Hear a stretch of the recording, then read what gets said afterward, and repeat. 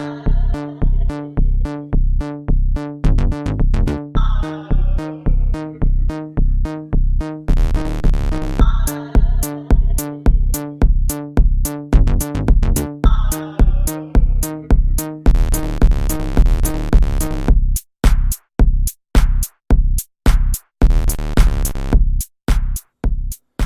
time for another Broken Plane podcast, coming to you from the Pod Shed in Tigard, Oregon, with your hosts TK and JB.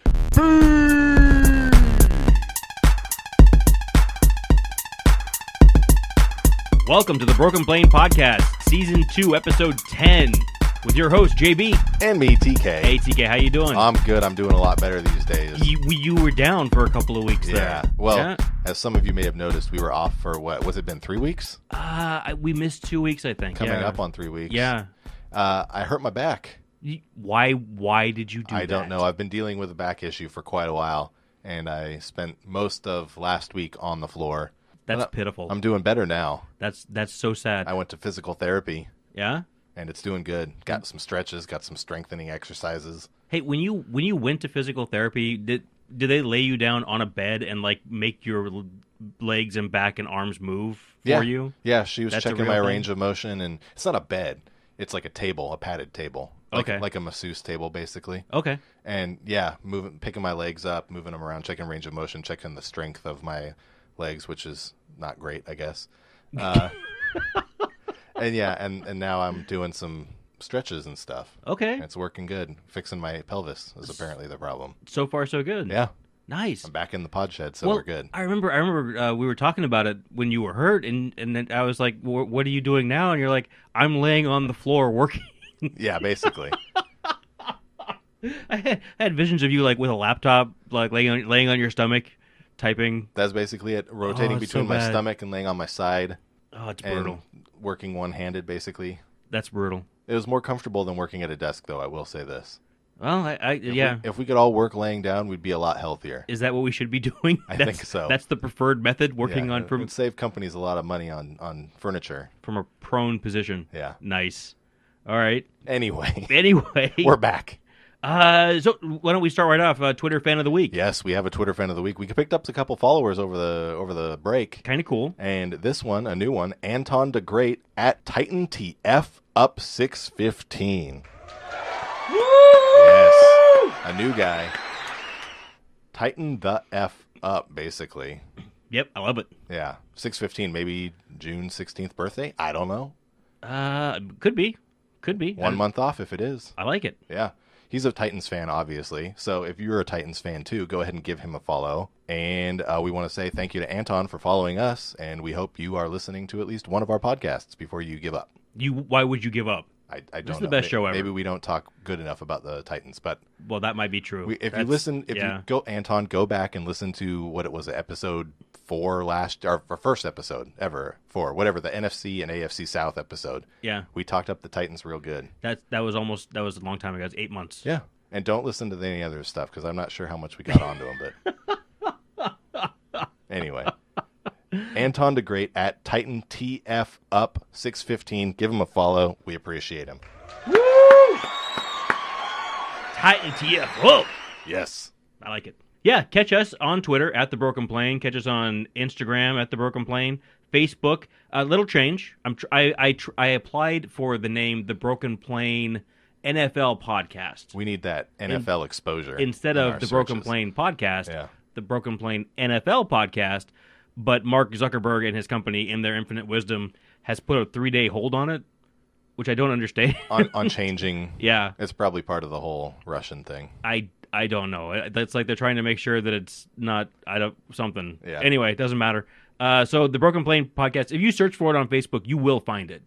The Broken Plane Podcast. Email thebrokenplanepod@gmail.com. And you can find the show on iTunes, Google Music, streaming on the web, or YouTube, or new this week, SoundCloud. We've got our own SoundCloud account. We've been noodling about and working with things. It's a free account, so you only get the last 2 episodes. Right? What do they cap you at? 180 minutes? It's or something 180 like that? minutes, Yeah. and our show tends to run just over an hour. Yeah. So it's just long enough, basically, for 2 episodes. There you go. But yeah, if you can't find us anywhere else, SoundCloud's a great choice. And if you do listen to the show and you're a reviewing type of person, if you could leave us a review, that would be fantastic. Any of those mediums. Yep. Medias. Google Play, iTunes, YouTube, Or SoundCloud, or a review on the website. Yeah.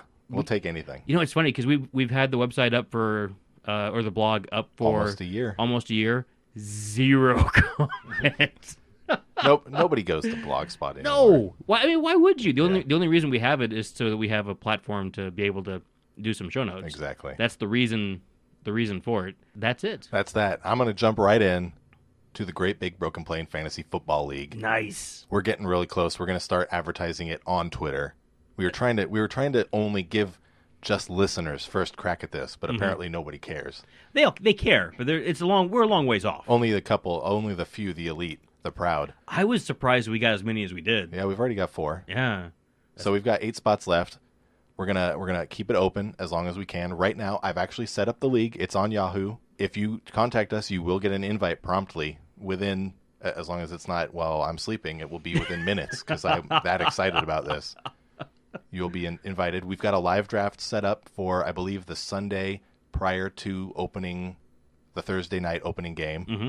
If people can't do that, we'll figure something else out. But we're hoping for a live draft because that's the easiest, smoothest, quickest way to do all this drafting business. Yeah.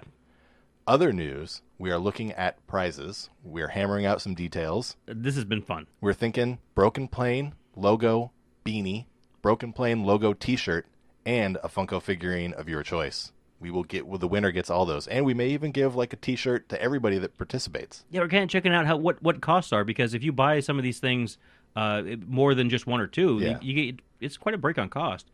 And it might be fun to have some of that stuff lying around. Exactly. Yeah. We can give out more if we need to for future endeavors. And also, I might like to have a Broken Plain podcast beanie. I would definitely wear one. That would be sweet. Not just because I'm on this show. I would wear it because I'm on this show. Totally on this show. So, yeah, a beanie, potentially, with a logo, a shirt with a logo, and a Funko Pop.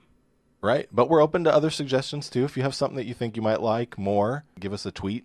Yeah. We'll take it into consideration. We're still trying to figure out what to spend our money on to give to you faithful listeners. This is really mulling at this point. We're Yeah. really trying to put We've together. got plenty of time. So that's the the Great Big Broken Plain Fantasy Football League.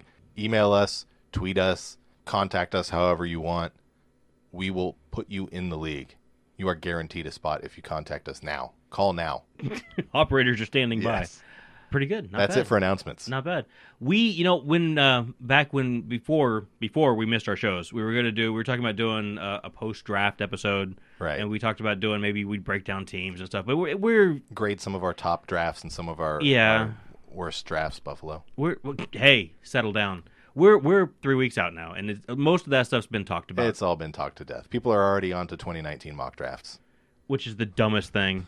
That's so stupid, right? I mean, come on. I hate it. But so instead of doing that, we thought we'd put together something else for you, and we thought we'd maybe just touch on a couple of things that have been in the news recently. We have some topics that range all across the sporting world. So it's going to be a little less pure NFL focus and more a kind of a sports-themed show. And we're not going to talk about baseball. We're not going to talk about bowling. So just settle down. This relates to the NFL. Stay here. Yeah. Stay with us. But the first thing that I think we want to talk about is sports betting. It's interesting because the Supreme Court of the United States struck down a federal law that said, essentially, it said that the states or people could not organize lotteries or gambling on sports. Right, except for Nevada. Except for Nevada. Or is Nevada it was even just Las Vegas? I think it was Nevada. I think Yeah. they grandfathered Nevada in because Nevada already had those things going on. I guess, yeah, because Oregon, Oregon, Montana, and like 2 other states also were left alone for the time being. Because like Oregon, I know, had the sports action worked into their Oregon lottery, and they only dropped it in the early 2000s because they wanted to try and bring the NCAA tournaments into the state. This this law, it is called, I've got it written down here, the Professional and Amateur Sports Protection Act, or PASPA, as it was called, was passed in 1992. It was sponsored by Senator Bill Bradley of New York. Are you familiar with Bill Bradley? Basketball player. There you go. And he did it. He said that professional sports and amateur sports need protection against gamblers to protect the integrity of the game. That was his reasoning for the bill and for pushing it through. Right. And it only took the Supreme Court of the United States 25 years. Right. Well, I think, what was it, Chris Christie, ex-New Jersey governor? The New Jersey was the state that brought it up to trial, right? Yeah. Brought up the flagpole. And Christie started it, and now it's being finished with whoever is the governor now. 2 years later, I guess. It's drug been on for a long time. Finally got it through. Yeah. But it's interesting, though, because the PASPA law didn't make it illegal to place a bet. It just made it illegal to take a bet. Oh, interesting. So the states couldn't take a bet legally, but as a person, I can place a bet, which is how offshore betting works. I see. I never understood this before. I'm like the last person in the United States. I always thought, oh, that's offshore betting, and you can't do that because it's illegal. Well, clearly it's not. It's perfectly legal, yeah, apparently. It was perfectly legal. Of course you can do it because the bets are not being taken by anybody in the United States. Now they don't have that law anymore. So now it is still legal to place bets, but it will also be legal to organize as a person or as a state government. It would be legal to organize betting now. So now it's up to the states individually to decide what they want to do, how they want to implement it. And apparently also the federal government could still try and put something together to keep it out if they wanted to. But that would come down to the representatives or the Senate, I guess. I guess they could, although at this point it would seem that it would take maybe a constitutional amendment. Yeah. Because the Supreme Court ruled that it was unconstitutional. The Supreme Court ruled that law was federal overreach. They said that you've gone too far to say that the states can't do this thing, which Right. it says nowhere in the Constitution that they can't do. So this is they called it overreaching by the federal government, and that's how they called it unconstitutional. Struck down. They struck it down, yeah. On to the good stuff. The fun stuff. Let's relate this to sports now. To specifically the NFL. Why don't we just start off with what do you think about it? And I will go first. Okay. Because I made you put this into the show. So I feel responsible for it. It's your baby. I think this is a good thing. I can see myself enjoying watching the bets and being able to place a bet. I think that could be kind of exciting. I don't see where there's a lot of downside here. I've always thought it was kind of silly that you have to go all the way to Las Vegas to place a bet on a sport.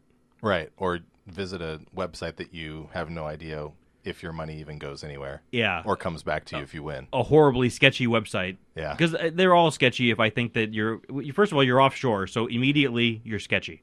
That's where the anonymous bank accounts live and pirates. Money goes to be laundered and comes back in the form of gold bricks, I guess. I don't know.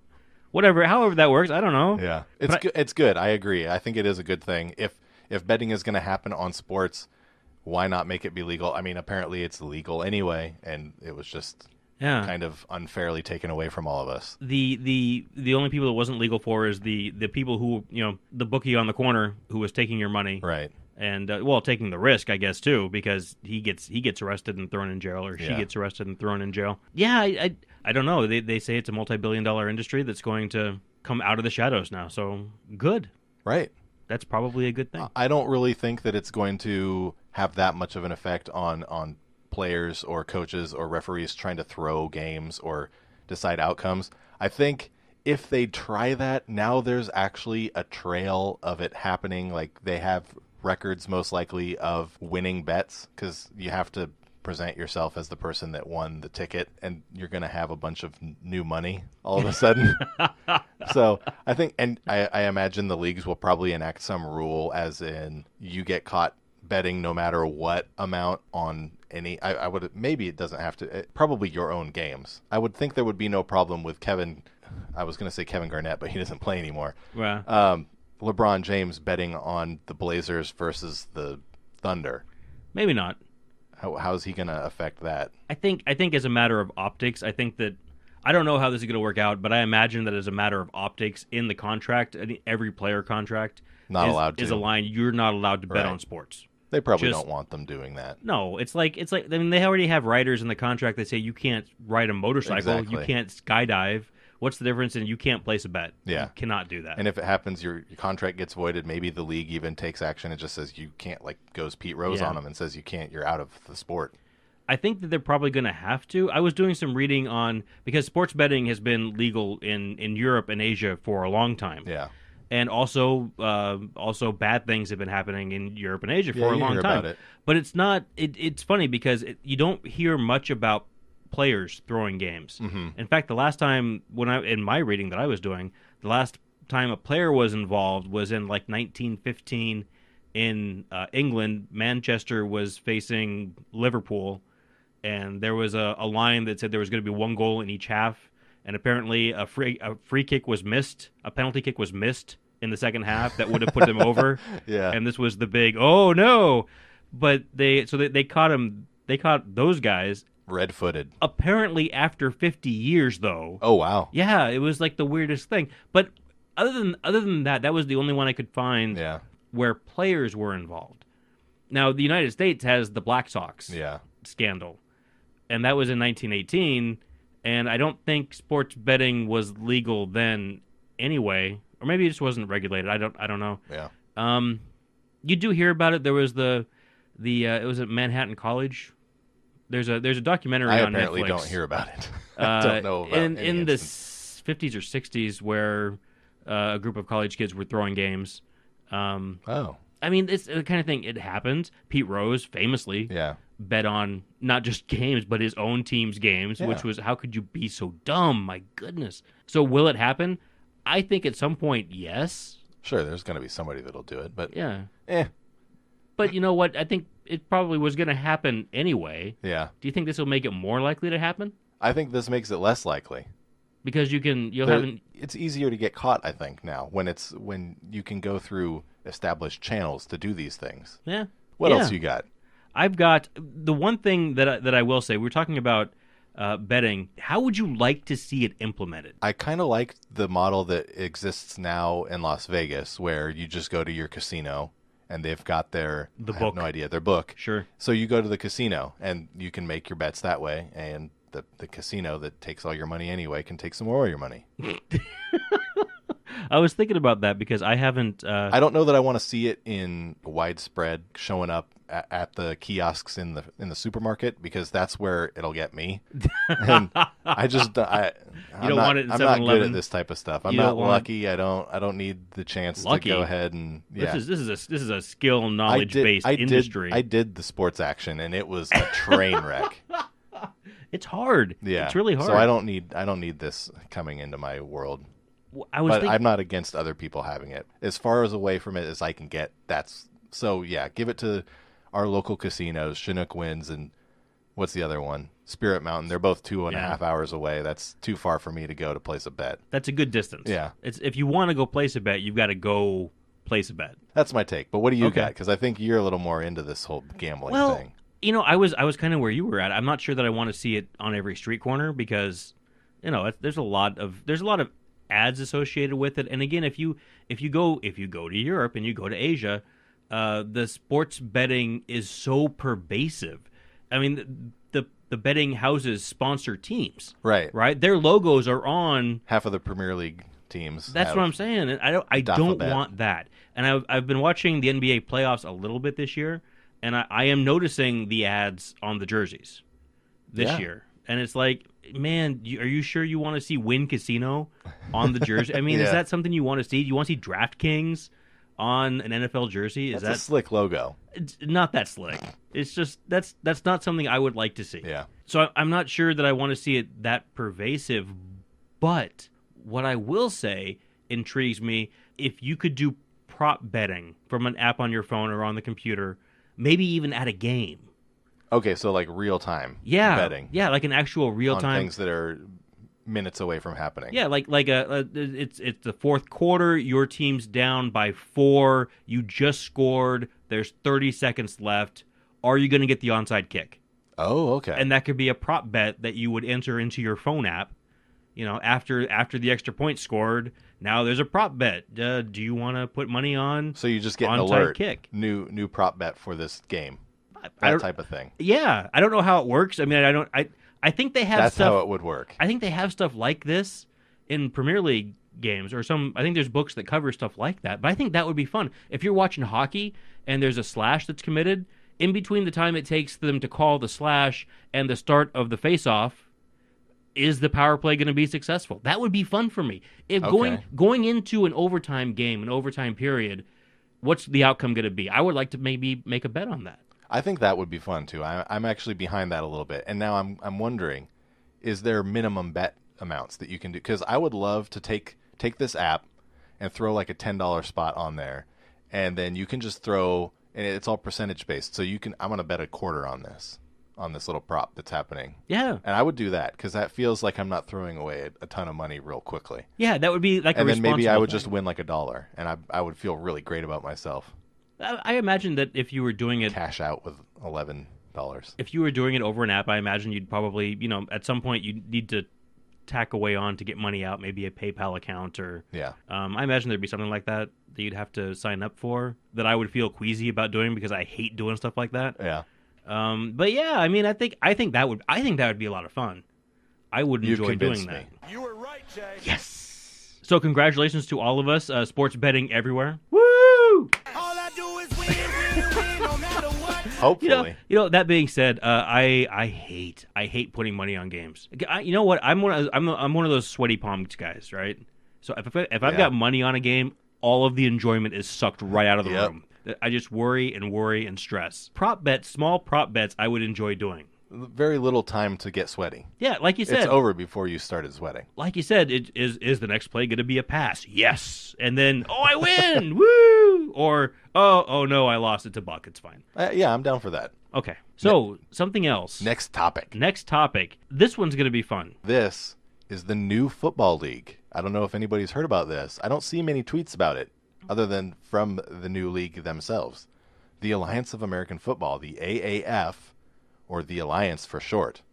A new football league that's starting next year. It's a pro league. 8 teams, 10-game regular season, 2 playoff rounds. How much do you know about this? Only what I've been telling you because I'm super excited about it. Yeah, you are the one driving me into this, and the more I watch it, the more excited I'm getting. Yeah. I think there's a lot of things about this because when you think of spring football, what I immediately think of is the XFL, which was fun. But the XFL was kind of sold on we're going to allow the players to act however they want to. They can celebrate however they want to. It was really a pushback to the no fun league rules, Exactly. the anti-celebration rules. It was also billed as being more violent, a more violent contest. Right. Instead of a kickoff or instead of a coin toss, they'd have that scramble for the ball. Yeah. And the I think scrum kind of thing. they had like there wasn't they didn't protect quarterbacks as much. There was all kinds of kind of weird tweaky rules with the XFL. This feels like it's going to be more mirrored after the NFL with a few tweaks on the rules to, I don't know, just make it a little bit different, really. And the rule tweaks that I've been reading sound like they're going to promote safety. Do you want? yeah, Why don't we get into that? I've got a few of the differences and rule changes from the NFL game. So the first thing is no TV timeouts. That's going to be amazing.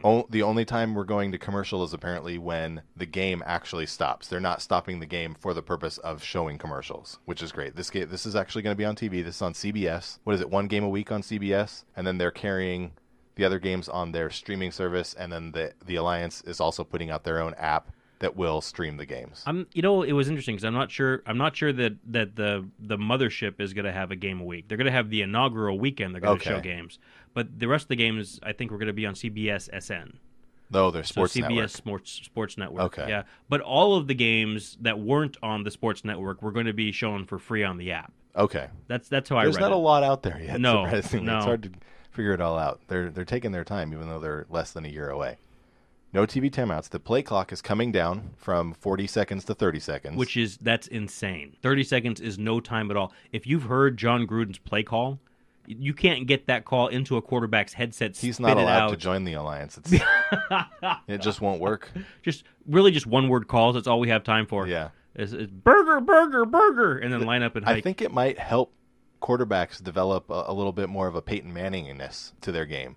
They'll have to learn the playbook a little bit better and know what they're going to need to do. They're not going to have as much time to communicate. 30 seconds is no time. Yeah, I'm not. It's going to be interesting to see how they communicate plays in. I wonder if they'll still have the same, like the football helmets with the radios that are turned off at a certain amount of time, and so you only have like 15 seconds, 10 seconds to talk to your quarterback in between plays. Yeah, I don't know. So that's an interesting one. Yeah. We'll see more about that when that comes out. No kickoffs. And this one's cool. Yeah, I like this. Team possession starts on the 25-yard line regardless. If you opt for the onside kick option, you get the ball on your 35. It's a 4th down and 10. If you gain 10 yards, you get to keep going and you keep the ball. The other team doesn't get the play or has to keep playing defense. If you don't, then the team gets the ball at the 35 and they're nearly your red zone. I like that rule a lot. Yeah. Because, I mean, the onside kick is fun, but basically a set play that you have to I'd gain rather 10 watch yards a play. is fun. That's what you do, right? That's Yeah. why we who turns on the game to watch special teams? There's only so much strategy that can go into an onside kick. Like the kicker has one of 3 different nifty ways he can try and kick the ball. Yeah. And even then it's 95% recovered by the receiving team. And so much, and not to bag on kickers, but so much of that play is incumbent on the kicker. Yeah. And again, who turns on the TV to watch even the great ones? Only the moms. Morton Anderson is in the Hall of Fame. Gary Anderson, I think Gary Anderson also in the Hall of Fame. Who turned on a TV to watch either one of those guys? Nah. No. So I think that sounds like a lot of fun to me. Yeah. I also wonder, since you've actually got your quarterback under center, you've got your offense on the field, I wonder if more coaches might be willing to roll the dice. Exactly. It might put on the showcase that in the NFL even, you might be better off going for it in a lot of situations. Yeah. You just need to come up with some better plays. Yeah, or better execution. Yeah. I mean, if you do that in the Alliance and it's successful, then yeah, maybe on 4th down you don't punt. Maybe you just roll the dice. Right. And it sounds like punting and field goal kicking is still in the Alliance. So that's still there. It's just place kicking for the kickoff. But no PATs. They're getting rid of the point after, and everything has to be a 2-point conversion attempt. I like that too. I'm fine with that. I was not a fan of moving the extra point back. I think you're really gimmicking it up Right. at that point. If nobody cares about the extra point, then don't have the extra point anymore. I kind of wonder if they thought that would pull people towards the 2-point conversion more than it actually has. I don't think it's. But it doesn't seem like it does. But I wonder if that was sort of like, well, maybe if we do this, that will convince more people to go for 2 and keep this one more extra exciting play per drive. We should. You know what? We should go back and take a look at conversion attempts. We could do that since they changed that rule, because that'd be an interesting one to look at. I wonder if maybe it has. It doesn't feel like they've been more conversion attempts. Yeah. It seems like they're just more misses now. Not since Chip Kelly left. Yeah, he's back in college this year, so good luck to him there. Anyway, the final change or difference from the NFL: 2 coaches challenges per team, so a max of 4 challenges in the game. That's it. There's no booth reviews, nothing coming in the last 2 minutes automatically from whoever, the refs or the league. It's just the coaches get their 2 shots to overturn a play in some way. Not sure exactly what will be allowed to be reviewable or not. I kind of would like it if it was just kind of anything, because the NFL limits it to certain things that ruins it a little bit when there's certain things that you can't review when they're game-changing plays. Well, especially the things that are judgment calls, because a lot of the things that they say you can't review, like pass interference, you can't review pass interference. Yeah. It's a judgment call. Well, you know what? How much you want to bet that back judge might want that call back? Exactly. And maybe, who knows, maybe he thought it was pass interference, but he didn't have the best view. Even though he was in the right spot, maybe the guy's back was to him and he couldn't see what was going on, the hand fighting going on inside. Because if they have the wrong angle or there's somebody obscuring your view, then there could be a chance when you would be able to see clearly on a replay that, yes, he clearly was pulling his shoulders or had his hands all over him or pulling his jersey or something like that. Yeah, and I think that a replay would be able to if you can make a judgment call in the moment, then why couldn't you make a judgment call on a screen? Exactly. It seems like that should be a thing that you should be able to do. Yeah, so hopefully it's anything, but we'll see. We'll get more to that when they let us know. The teams, 8 teams, like I said earlier, they're announcing them on a weird, random basis. They're really stringing it out, I think, because they've got a whole year before they play a game. Yeah. So they're getting closer, though. Yeah. So what we've got so far, Orlando, the Alliance Orlando. Head coaches are announced for the teams that have been announced. That's what they're doing with the announcement of the team. They're announcing the head coach. Maybe one other team has a famous coordinator as well, which we'll get to in a second, and the stadiums that they're playing at. So Orlando, head coach Steve Spurrier. The old ball coach. Yeah. And they're playing in Spectrum Stadium, which is the University of Central Florida Stadium. National champs. Yeah. Apparently, Steve Spurrier actually wanted in on this. He kind of recruited them. Well, I mean, it kind of makes sense. That's kind of cool. He's a little older. 71. But he's also got a screw loose, and he would like to. I think he loves Florida, so Exactly. it's kind of a hometown thing for him. He doesn't have to go very far. He knows the college game, so he'll be familiar with a lot of these players that he's going to be pulling onto his team. The Atlanta Alliance team, head coach Brad Childress, formerly of most recently assistant, I think, for the Chiefs, but Well, he was with the Bears. I thought he went most to notably with the Vikings. I think he was the head coach for the Vikings. Yeah. They have an offensive coordinator too, Michael Vick. That is a weird one to me, right? That's Michael Vick back in Atlanta as a coach. That's kind of crazy. That should be interesting. I can't wait to see that. OC. I can't wait to see what kind of quarterback he goes for. Man, you know what? It's gonna be really interesting because here is a guy with so much athletic ability. What's he going to do when he coaches somebody who doesn't have any of that athletic ability? That's what I'm saying. I wonder if they're going to go for somebody that's kind of his mold, or if he understands the game well enough that he can call plays for any type of quarterback. What I was reading is that Brad Childress is going to start off calling the plays, and then at some point they might look to transition him in there because he doesn't have a lot of experience. Right. He was last year. I think he was an intern, a coaching intern on the Chiefs staff, and then once the season started, he moved to broadcasting. Oh, okay. So he doesn't have a ton of experience.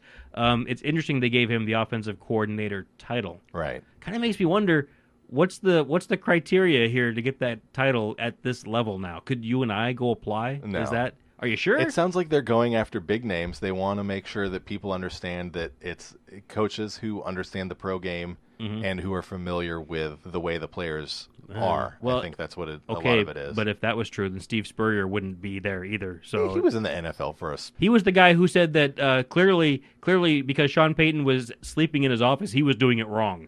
Sean Payton still has a job in the league. This is true. Steve Spurrier does not. Some people are meant for the college ranks. Some people are meant to go coach in Louisville. Yeah. That's how that's supposed to go. Atlanta's playing at Georgia State Stadium, which was Turner Field. South Carolina. I said Louisville.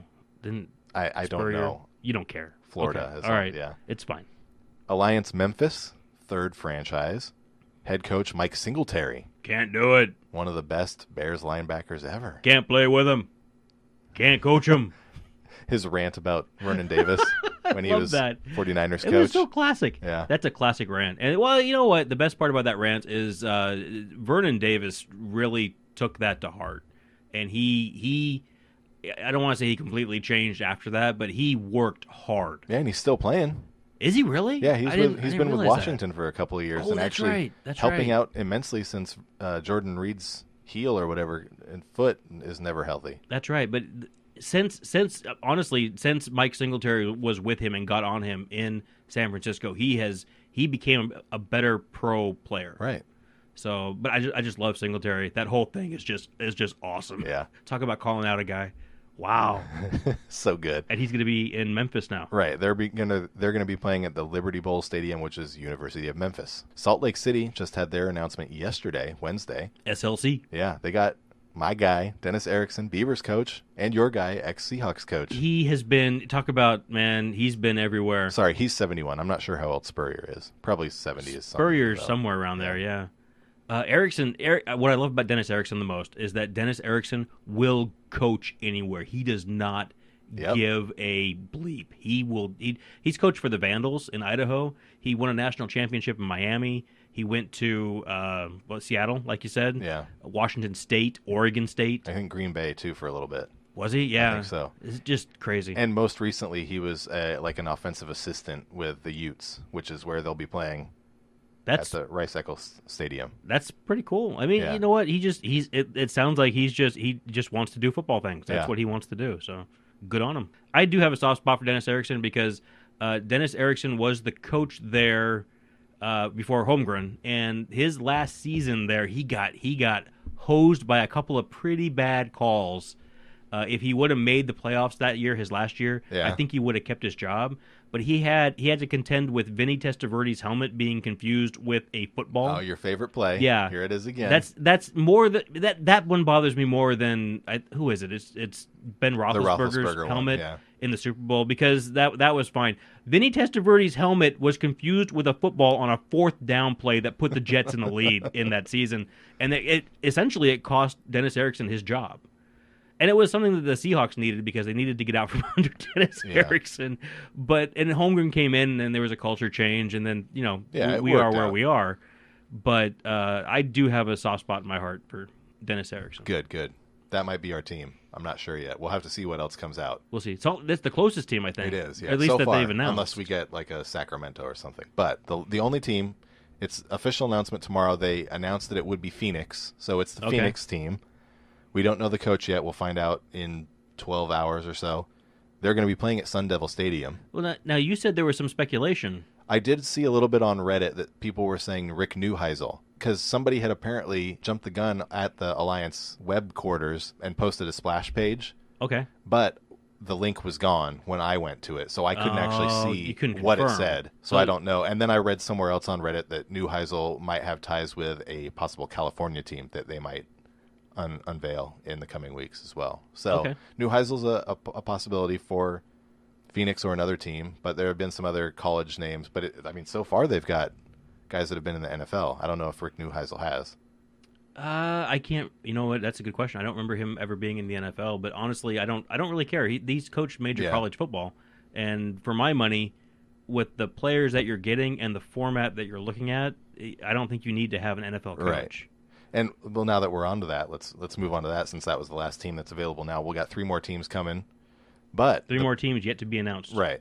The player pool, rosters of 50 players. They're going to be drawing players that have been cut from pro teams, and they're going to be having players come in that didn't make it out of the draft, so ex-college guys fresh out of college, and even guys that are younger underclassmen that have lost eligibility to play with grades or, I don't know, other situations. Or declaring for the draft. Yeah, there you go. I think just declaring for the draft makes you ineligible to play. So, yeah, if you declare and then don't get drafted, then you're kind of stuck. So it's going to be a lot of – it'll be if you're familiar with the college game, there will be plenty of guys in the Alliance I'm thinking that you will be aware of. There's 400 players that are going to be in there. Yeah. And I think I'm wondering if a lot of the players that get cast off and don't make the final rosters for the NFL teams are going to want to do this because it's a good way to kind of showcase yourself just after the league. It's a good way to showcase your. I think when you get to a point where you're a bubble guy, you've got to keep yourself fresh and out there, and so people see you. But I think also they're talking about salaries, and base salary for this league is going to be $50,000. Yeah. Now, $50,000 is not a huge amount of money for a full-time worker working an entire year, but this is 10 weeks. Yeah, this is not a lot of time. It's not a lot of time, and I know that training for football is a year-round thing, and I know there's definitely danger in the job. Yeah. But $50,000 is pretty good as a base salary, and it sounds like they're going to have just kind of a rapidly escalating bonus structure. Yeah, they're going to incentivize a lot of stuff, it sounds like. The one incentive that I came across was there's going to be a fantasy league that is integrated into the whole viewing experience part of their app as well. And players that get rostered on fantasy leagues in fantasy teams are going to get a bonus. Now, this is you told me about this, and this is the part that I think ties in nicely with our sports betting segment. Right. Because so you have something that being on a roster is going to make the player more money. So now the player is incentivized to do things that will encourage himself to be on rosters. Yeah. So is he going to go out and set up a whole bunch of Gmail accounts and make himself be? It's probably going to be a certain number of players or a certain number of roster spots have to be taken up, or even just roster a percentage. A certain number of times. You have to be on like 50% of Alliance fantasy rosters. Well, and in the opening press conference, Jared Allen and Troy Polamalu, Justin Tuck were all at the press conference. Mm-hmm. Jared Allen was saying that there's going to be in-game incentives too. Like if you go in and have a good game, even if your team doesn't lose, doesn't win, they could potentially give you a bonus. Right, like get 3 sacks, maybe you get a bonus for 3 sacks. Maybe you get a bonus for 125 yards rushing. Maybe you get a bonus for 500 yards passing. So that's cool. Is it, though? Because now you're talking about the integrity of the game, right? If I'm a running back and I'm sitting at 120 yards and my magic number is 125 and time's running out and I've got the ball, and the right thing to do is stepping out of bounds. But yeah, roster bonus. I'm just saying, you've got not a roster bonus, but you've got an incentive-based bonus. I might just put my head down and but go. It might get you benched. Yeah, but I don't know. It's kind of a weird thing. If you're a quarterback, maybe they don't give it to you. If you're a quarterback and it's here's the play. I need one more completion, but there was a running play called. Yeah. Well, I'm coming to the line. You know what? I don't know. Maybe they won't do stuff like that. Audible. I'm not even saying they shouldn't do it. I'm just saying you're talking about jerking with the integrity of the game. That's true. If you put, especially in a situation like that where you put it for things that you can see coming clearly. Yeah. I mean, I'm sure it happens now because guys have bonuses, and at the end of the year, guys are looking at their numbers and they're looking at where their bonus number sits. Right. So I know it happens now, but you're talking. If it's a per game thing, it could happen all the time. That would be crazy. That'll be fun. I'll love watching it. This is going to be fantastic. More, you mentioned Jared Allen and Hines Ward. We'll talk about some of the players that are involved in the league. Is Hines Ward? I didn't. Yeah, he is. Maybe you didn't say Hines. Palomalu. That's Palomalu and Tuck and first of all, Charlie Ebersol, who's son of Dick Ebersol. Charlie is the CEO and co-founder of the alliance with Bill Polian, who has been around in the NFL for quite a while, working with the Bills and the Colts and the Panthers. Mm-hmm. Charlie, funny story that I found, he had this idea for the alliance and was kind of floating it around and talked to his dad about it. And his dad says, well, why don't you go talk to Bill Polian and he'll let you know if this is a good idea or a bad idea. So he tells Polian about it, and Polian's immediate response is, yeah, I'll co-found this league with you. Not yeah, that's a pretty good idea, kid. Just, yes, let's do this right now. So he went back to his dad and told him, and he said, yeah, you should probably do this then. And here we are. I don't know how long ago that was, maybe 2 or 3 years ago. You know what? It's an interesting league because they have right out of the gate they've got TV covered. Yeah. Right? Because you say what you want to about CBS, and you say a lot about CBS, the nation's most watched network. They have a big footprint, and they have lots of channels to get your product out.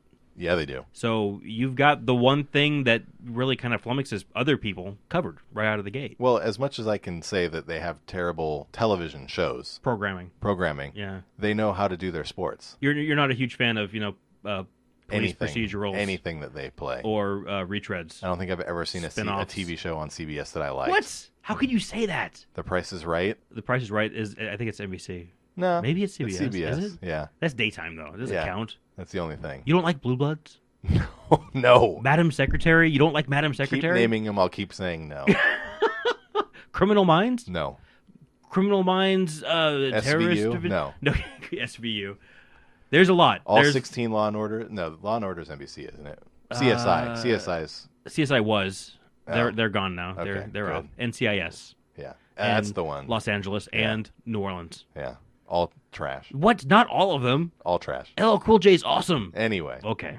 So Palomalu's part of the executive team. He is the head of player relations. Jared Allen is a player relations executive, as is Hines Ward, and then Justin Tuck is on the player engagement board of advisors. And these guys have all been present in the announcements of the teams and very visual. What's the word I'm thinking of? Well, I think visual. They've been very visible in all of this. I think probably because they're just recently out of the game and they were big stars in the game, so they're drawing in some fans that might shortchange it a little bit to begin with if they didn't know who was involved. I think it's good, and I do like that the league seems to have an eye towards player health and welfare. One of the things that I was pretty impressed by was there is a scholarship system that they've got of post football career boost, I guess. They're going to be if you play in the league, you're going to be getting financial support after you're done. So not a pension program, but a job training, I guess. Oh, cool! Essentially, yeah. But there's some kind of a financial component tied to that, so that they give you kind of a leg up when you move on to whatever your next thing is. Obviously, I don't think anybody plans on making the Alliance of American Football a 10-year career. Or their end game. Yeah, but if you do, there's light at the end of the tunnel. Yeah, I would suspect that a lot of these guys are probably aiming at 2 years, maybe somewhere around there, and hoping that they can latch on with an NFL team or maybe move on to the CFL or something. Though it sounds like the CFL, they're going to try and draw players from the CFL to the Alliance as well. So Yeah, a lot of back and forth. There could be a lot of movement around all of this stuff. And I'm curious, too, how it'll work with they're drafting these guys after the final cuts for the NFL roster. So the draft is going to be like the first week of September, something like that. So these guys are going to be, I guess, under contract or under control of the Alliance teams. But I wonder if the Alliance will allow them to leave and then jump onto an NFL roster should, they were on the roster bubble to begin with. If a team has an injury hit and they need to fill in practice squad or they want to call somebody up, if the Alliance is going to allow these guys to leave and move up, or if they're going to try and lock them in, at least for that upcoming season, because the season runs after the NFL season is over. So they'd have to sit around for the whole like right after 25 the NFL weeks. season's over. That part kind of does make sense to me because the draft is going to be held after the rosters are finalized, right? They said 3 to 4 weeks after the rosters are finalized. NFL rosters, yeah. After the NFL rosters are finalized, which is September. That puts it in September, beginning of October. Yeah, I think it's September 3rd. Is what Charlie had said. So that's when the draft is going to be, September 3rd, or I think that's when the roster cut down deadline is this year. Okay. So it'd probably be you're looking that weekend. You're looking the that. end of September or whatever, because it's 3 to 4 weeks after that. I don't know if it's even going to be that many weeks. I don't know. Okay, I had that in my head, but essentially you've got the entire NFL season to get through, which is actually about the right amount of time to install your offense. Exactly. Right? Yeah. If you're a team that doesn't have any history and doesn't have any returning players, you've got to do everything from scratch. Yeah, you're not going to want your guys coming and going. Yeah. So, but I can't imagine this league would hold back a player who's got an opportunity to play in the NFL. Right. Because $50,000's a lot of money. $50,000 to $500,000. But it's not NFL money. Yeah. I haven't seen anything about that either, though. Maybe you do. Once you sign on the dotted line, maybe you do.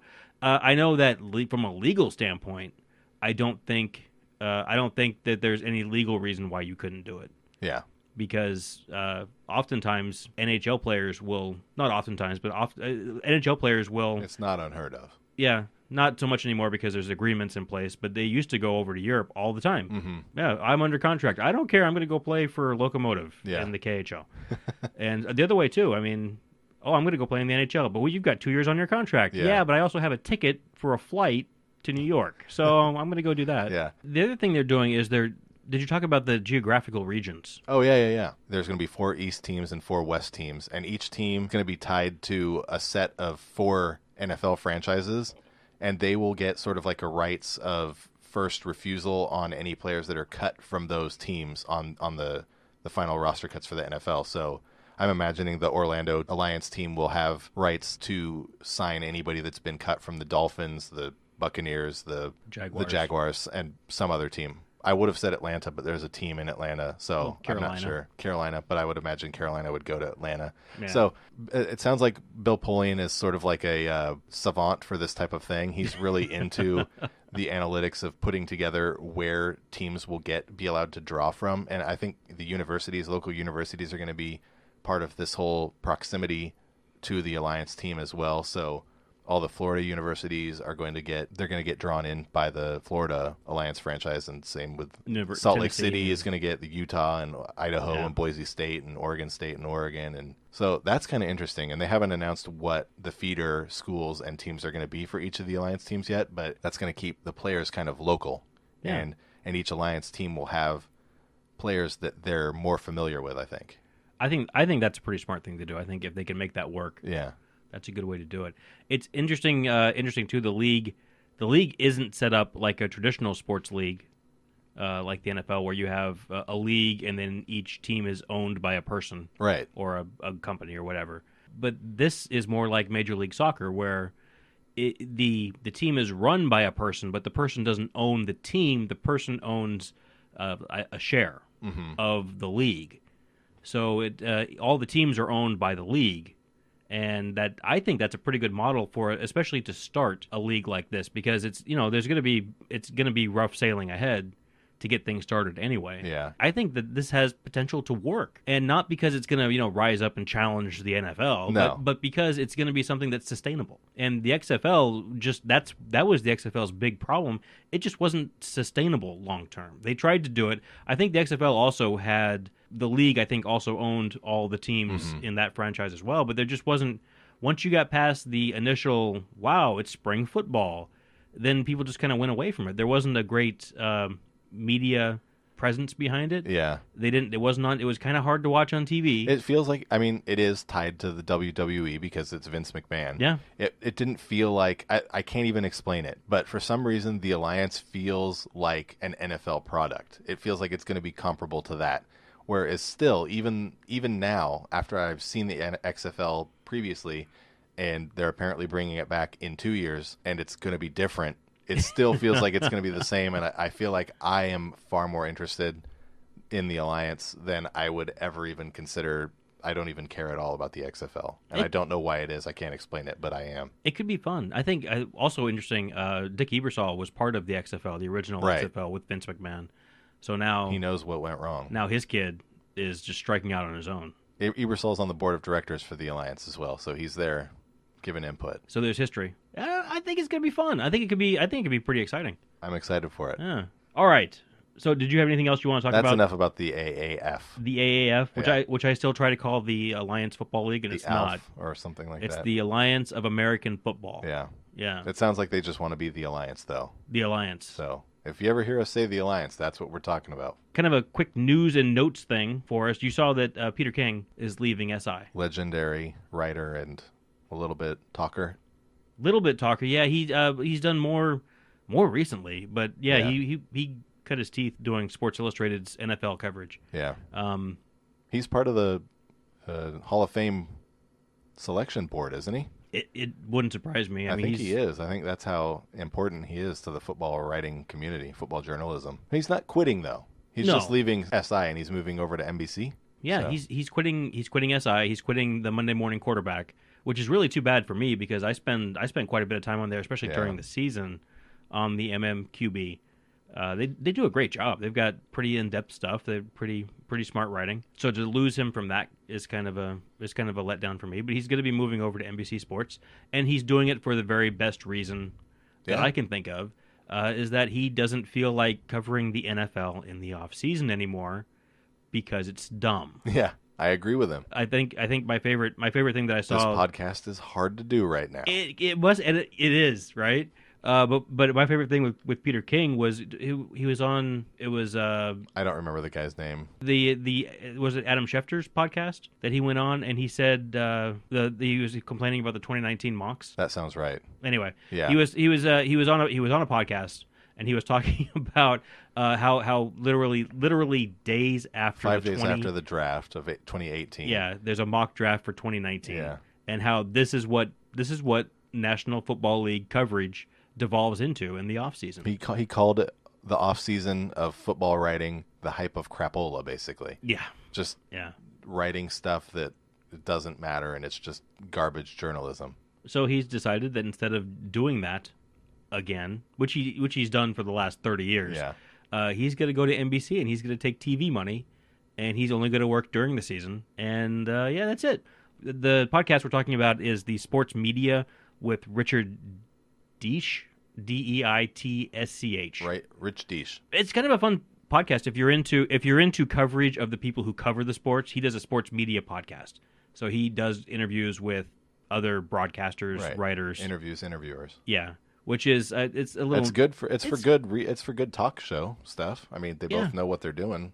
Hopefully, yeah. I mean, the Peter King one. Do they just sit there and ask each other questions and nothing ever gets answered? Sometimes, yeah. Just round and round they go. It's a round table. The Peter King podcast in particular, though, the first hour is Peter King, and then he's on for another hour and a half after that. It's like a 2.5 hour long podcast, which is that's a slog. Yeah, that's crazy. But good on Peter though. Good on Peter. So it's a quasi semi-retirement. Is that or are we just moving forward with our career? I think so, a little bit. I mean, it sounds like he's going to have a lot more time to be with his family outside of when he does his smaller spots with NBC. NBC. Yeah.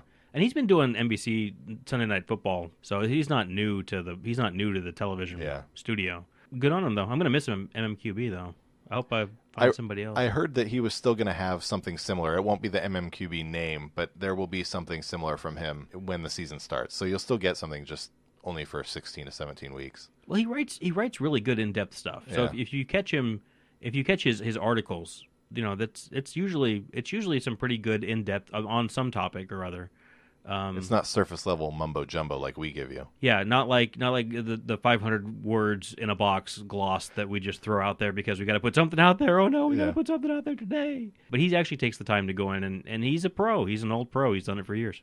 Final topic of the night: Deztinatation Dez. Oh, this was tough. Where does Dez decide to reside? First of all, this is old news. But we've been kicking it around since it happened. Right. Which was, I think, shortly. Was it just before the draft? Yeah. Okay. I thought it would have been resolved by now. Yeah. It has not been resolved. Dez Bryant, of course, waived by the Cowboys. First of all, right decision, wrong decision? Do you have an opinion? Do you care? It's the Cowboys, so I don't really care. I don't know. I mean, I kind of feel like they shot themselves in the foot a little bit. They don't have a great wide receiver set now. I mean, they had to draft a wide receiver. I forget his name. Michael Gallup? Yeah. I think that's who it was. They had to draft one so that they had a full stable of guys that were, I mean, who knows, he's a rookie, so he could very well be absolute garbage. But it's Cole Beasley and Terrence Williams. Yeah, I think so. Not a lot of name brand. And they picked up Tavon Austin. Yeah, they traded special to bring him in. So, and Jason Witten's gone. Yeah. So their passing game is not looking great. I might have kept him. The other side though is, you know what better time? Because if you're looking to maybe go in a different direction, now is really losing direction. It's better to lose without Dez there to complain about everything. Well, first of all, how is that different from all the other times that he's been on the field? Have you ever seen Dez Bryant satisfied on the field? Like, wow, I'm really happy to be here. I'm a pro football player. Look at me.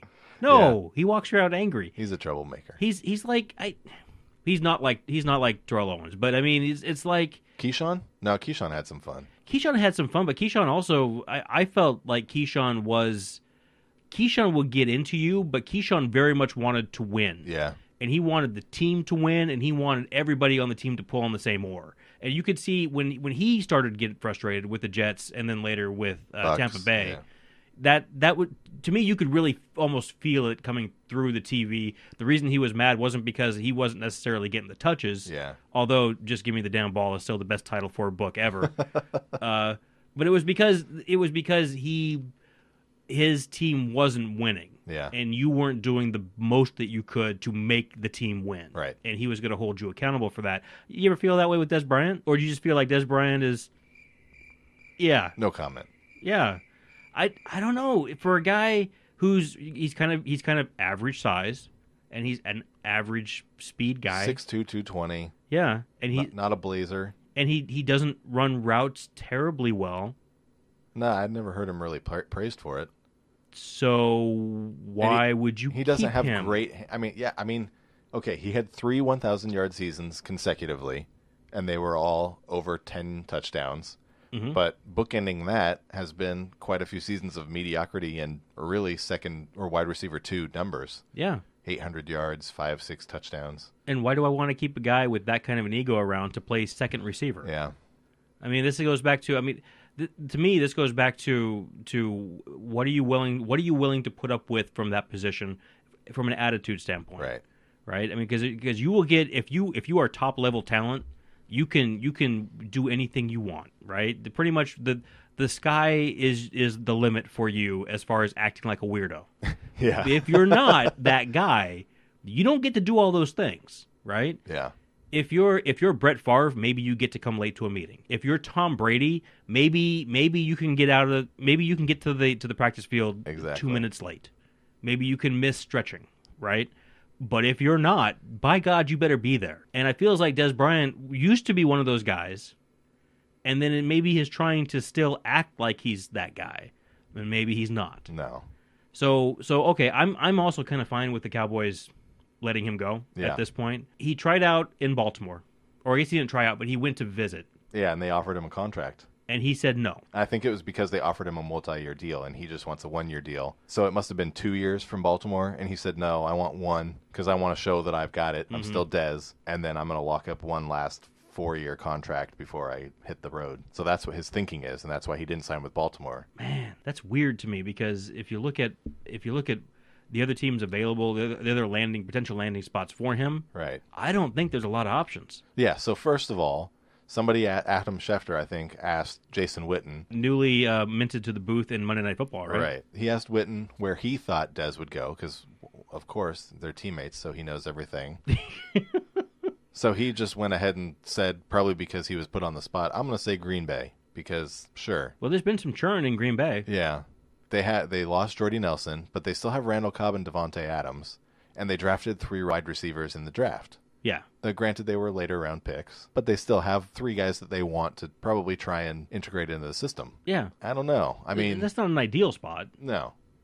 I don't think Dez would work very well as like option basically 1B, tied for 1B with Randall Cobb, because I think Devontae Adams is the guy now. He's got the skill to be that guy. And Randall Cobb is no slouch, and Randall Cobb is actually younger than Dez Bryant, believe it or not. It feels like Randall Cobb's been around for a while, but I think he's only like 27. Oh, wow. And really? Dez is 30. Yeah, I knew Dez was 30, but I thought Randall Cobb was. Yeah. I thought he was closer to 30 as well. Huh. Okay. So Green Bay probably not. I think they've come out and said at this point there's nothing in the works. Okay. Where else? Where else do you see? My guess is I put 2 things together based on fit, need, and salary openness. Wow. Good job. And the fact that he wants to go somewhere for 1 year, and the fact that he has come out and said that he wants to play and beat Dallas. He said twice a year. But none of the NFC East teams, the opponents, are looking at him. Right. For good reason. So I didn't put them in consideration. The first team I came up with was the Colts, Indy. Okay. And they could use a guy to have around for 1 year. Andrew Luck could use another solid weapon next to T.Y. Hilton because they don't really have anybody else outside of him. They've got some young guys, and they got Eric Ebron, who's no guarantee to be any good because he likes to drop the ball a lot. Eric E-drops. So Dez would make sense there for 1 year while they develop their younger guys. Ryan Grant, he's still a 3rd wide receiver anyway, I think. He might struggle to be the number 2 guy. They've also got Chester Rogers at the wide receiver spot, who's like a 2nd-year guy or something, but you've never heard of him. No, I've never heard of. So I think Dez could work there. He would be good on a 1-year deal. You'd probably have to convince him that Andrew Luck is actually healthy. Yeah. And despite the fact that he hasn't thrown a football yet, that he's going to play all 16 games this season. That's a tough ask because the last thing I would want, especially if I'm looking for a 1-year deal, is a Jacoby Brissett. Right. He seems like a fine quarterback. He may develop into something eventually, but right now, I'm not trusting him to help me put together a season that's going to get me a 4-year contract. Exactly. Whereas Andrew Luck, I would. If he was healthy. If you convince him that he's healthy, that's what you have to do. You have to convince Dez. That's tough, though. Yeah, because you have to show him. You have to you probably have to make Andrew throw his first football in quite a while to get Dez to sign there. You have to lie. Is what you have to do. Just make stuff up. So that's not my favorite landing point. Okay. What else you got? My one that I actually think would be a really good spot for Dez for 1 year is Tennessee. Anton. Really? How do you feel? That's wow. I know they've got some promising guys. They drafted Corey Davis and Taywan Taylor in like the 1st and 3rd rounds last year, and they've got Rashard Matthews, who's the vet, who's pretty solid. But none of those guys feel like number 1 guys. Not yet. Not based on what they did last year. So I feel like, Dez has the ability. 5 years ago, he had a couple 1,300-yard seasons, so he's shown that he can do that. With a guy like Mariota, I think he could do that again, especially with some other wide receivers that have some talent to take some pressure off of him. He doesn't have to be the guy, but he can act like the guy. Mm-hmm. And they've got a solid running game there, too. And Tennessee is probably a good bet to make the playoffs. And I think they further their chances with a legit wide receiver like Dez Bryant. I think they can put up with him for a year. I think Vrabel's the type of guy that could handle that personality. And they play Dallas in Dallas this year. A lot of question marks around the Titans. You got a new coach coming in right away. There's question marks coming in. Marcus Mariota he's shown flashes, but he has not really convinced me. Right, his 2016 was far better than his 2017. Yeah, and his 2016 was impressive. Again, maybe not so much because of the way he was throwing the ball, but because of the way he was able to distribute the ball and use his legs. Yeah. So I don't know. If I'm a receiver, I'm looking for a quarterback who's going to sit back in the pocket and throw dimes. That's what I'm looking for. And I don't know that Mariota is that guy. I don't know. I guess it would depend on how he felt playing with Dak, because they're kind of similar. Though I think Mariota is probably a little more accurate of a passer. Maybe. The only team I could think of that would make sense to me based on and really it's just based on who's there as coach right now is the Raiders. Because John Gruden he's collecting misfit toys. Right. That's what he's doing. He's doing something weird in Oakland. And, I remember back when he was in Oakland the first time, and he kept Rich Gannon. And Rich Gannon went from being really a mediocre guy to suddenly being an NFL MVP. Yeah. And it took about a year and a half. It happened fast. But that's what he did there. He also brought in not just Rich Gannon. There were a lot of veterans on that team that he brought in. Yeah. Guys that maybe had opportunities to play. They started someplace else and then came to Oakland later. He's kind of doing that same thing now. I could see him bringing in Dez Bryant for a year to kind of maybe look to replace what they got from Crabtree. Right. Crabtree and Dez Bryant, to me, are similar players. I know they were drafted in the same year, and it was the big, when they came out, it was the big, who's better, Bryant or Crabtree? Yeah. Turns out they're both pretty good. Yeah, they both have had great careers. Yeah. So I just couldn't think, though, when you start, Derek Carr would be a great fit for him as a quarterback. True, yeah. I think because that would be a good quarterback. He's kind of Romo-esque a little bit. Yeah, kind of. I mean, he's willing to stay back in the pocket. He's ball. a tough kid, Yeah. and he's going to be able to get the ball out when he needs to. He'll get a hurt back, just like like Romo. Yeah. That's right. But I just couldn't think of anything else that really made sense. And maybe the San Angeles Los Diego San Angeles Chargers.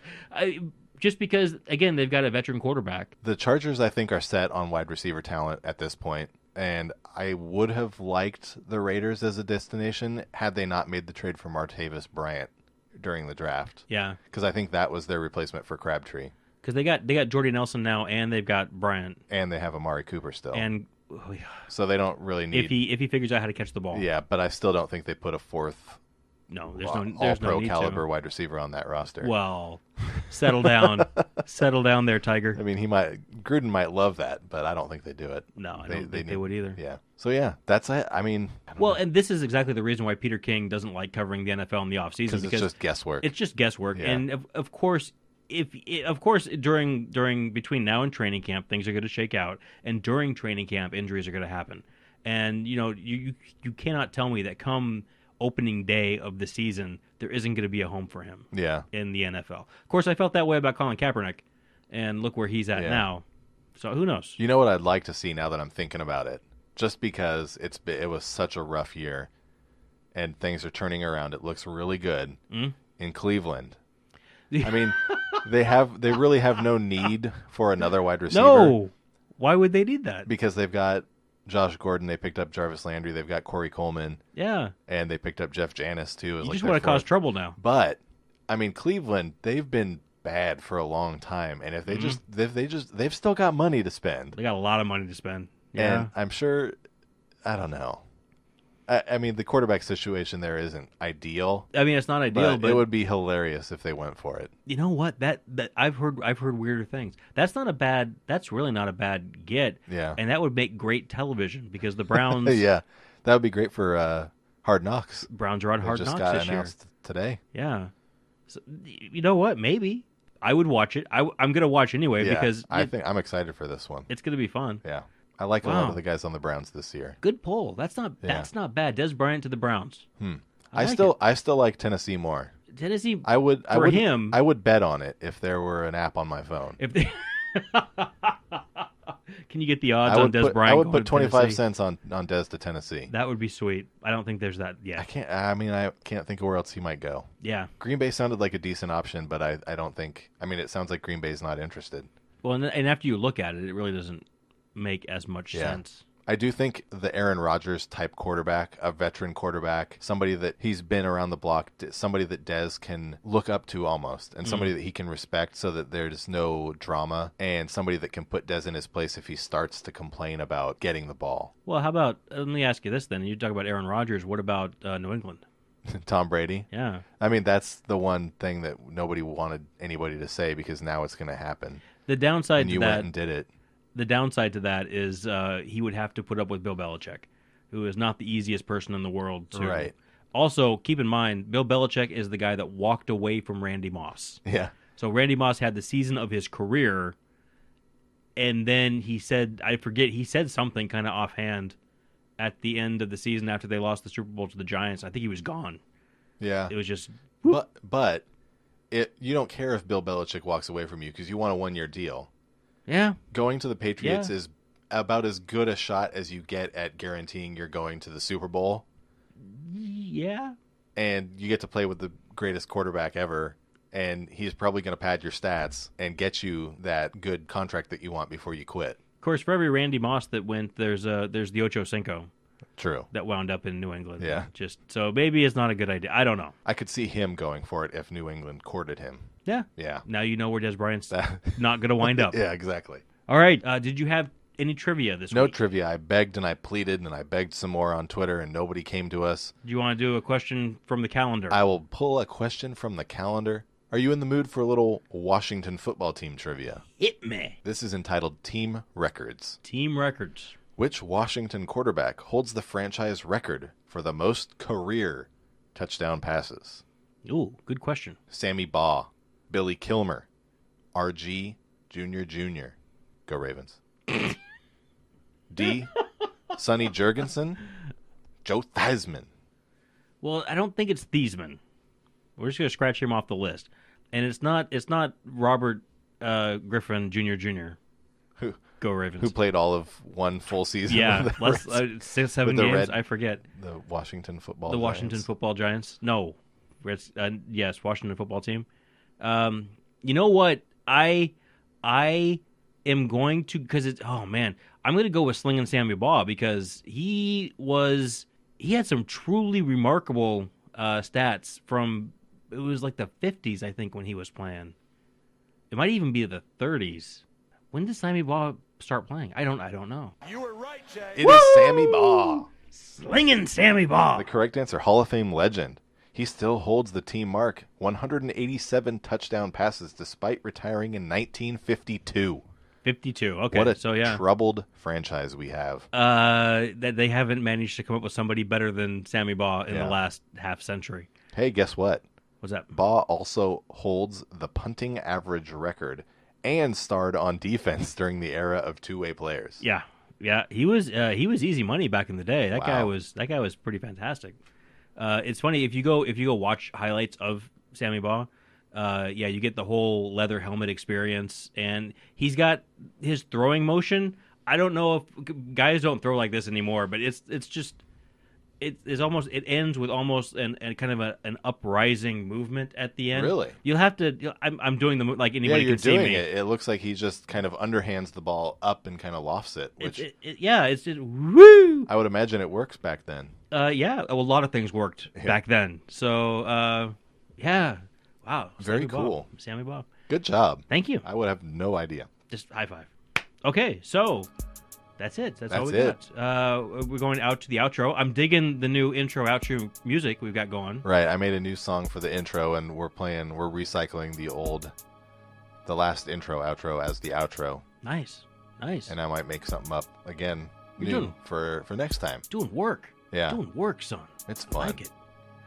All right. So until next week, do we know what we're going to talk about next week? No idea. No idea. So we got between now and next week. For everybody out there who's going to watch the royal wedding this weekend, have fun, enjoy yourself. Meghan and Harry. I've got a shirt my wife bought me. I'm going to be watching. Could anything be less important? No. Just this is the CBS least. TV shows. That's it. You know what? Okay. We're going to talk about this I now. will watch the royal wedding before I watch anything that CBS has. We're talking about this now. Okay. I am traveling. I am getting on a plane. I am traveling this weekend. London. To go to San Diego. Okay. To go to a to go to a royal wedding / 100th birthday party. You're going for the birthday party. You're staying for the royal wedding. I think it's Watch party. The watch party is first, and then the birthday Right. party is after that. But yes, That's the essentially, reason you're going. Yeah, but I'm there's actually a royal wedding watch party, and apparently my wife tells me this. Big news, they're getting the BBC feed, and this was like a thing that they were very happy about because apparently it's much better than the American feed. You don't want them messing up all the names. I think that might be it, but I was like, how many American feeds are there? That seems like a weird thing. BBC America. It turns out that CBS is going to have a live feed, ABC is going to have a live feed, HBO is going to have a live feed. This is like a true thing. My jaw just hit the floor. Yes, this is a real thing that's happening. I can't believe it. And I am going to go down there and I'm going to watch and wear a Harry and Meghan shirt. I was aware that there would or had been a wedding. Mm-hmm. I don't think I could have named that it was Harry. Mm-hmm. I might have said William or Charles or Edward. I don't know. One of those. Those are all royal people. I would have guessed that it had already happened had you asked me. You could have said, I watched the royal wedding 2 weeks ago. And I said, I'm sorry. How was it? And you would have said to be polite. No, I'm not polite. But it's Meghan Markle. Do you know who Meghan Markle is? From Suits. The wife. Have you seen Suits? What is from that? The USA Network. I've seen people wearing suits. Suits. USA is cable CBS. Well, it's cable NBC, but for programming-wise. For our purposes, Suits is a program about a lawyer who hires another lawyer who hasn't actually finished law school or passed the bar, and Meghan Markle plays another lawyer, a third lawyer in this law firm. Yeah, that's her character in this show, Suits, that's gone on for, I think, 8 seasons now, which is about 7 seasons too long. I, of course, have watched all of it. What is going on right now? Yeah. I'm learning so... Wait, is Meghan Markle the woman who is becoming a princess? I think so, yeah. She's marrying into the family. Wow. Yeah. Harry is Diana's youngest child, and Princess Diana, who is married to Charles, who is the son of Queen Elizabeth II. Okay. Who is still and alive. She's the one that's got the Netflix show. Well, they made the Netflix show about her. I don't know if she has the Netflix show. Yeah. With Doctor Who, with Matt Smith, the Doctor. Yes, that's right. Who plays her husband in the Netflix show. Don't get me started on Doctor Who. Doctor Who is the best sci-fi ever. I don't understand. You don't need to understand. Some things just need to be accepted. Understanding is not required. Okay, so until next week, from the Pod Shed, I really hope you could loop this outro over and over. And you can't cut it. All of it has to go up.